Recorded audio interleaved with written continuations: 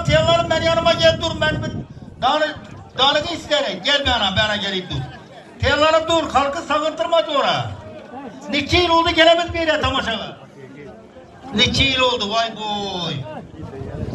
Keminde bir 20-30 zerte göre İstanbul bu yurtta. O Koşköprü'den yine.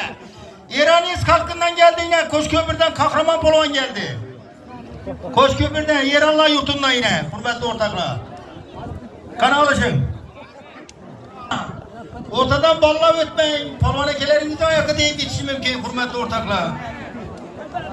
Yaxşı mısın? Aması yürüp misin? Bu İranis ben tutmasam mı? Boğuldu tutamam dedi. Rahmet yüreğine. Ömbükul dedim onu. Ömbükul. Kana. Vay canın gayrını senin. Kanı. Rahmet.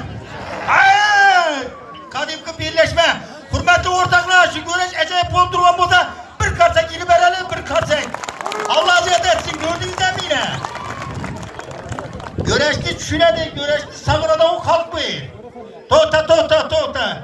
İnşallah baktın yatmaya Kudayım.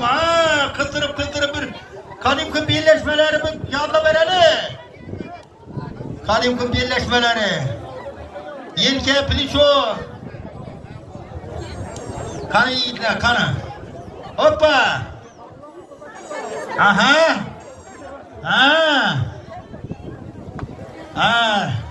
Dağ bilen dağ alıştı. Yok. Oraya hiç yok. Pliçonga yemedi o. Pliçonga minmedi o senin. Kanı hürmetli ortaklar. Devreni soğutmam. Devreni yine. Yine kıyvalı yaş polvallah. Vücut. Tırmıpkeni başladı bir anda onun yanımda benim.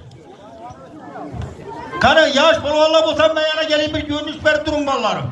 İlattan bulsam tutturup bile hoppa! Halal değerler bir kasa girin. Rahmet. Halal sonra ümitcan.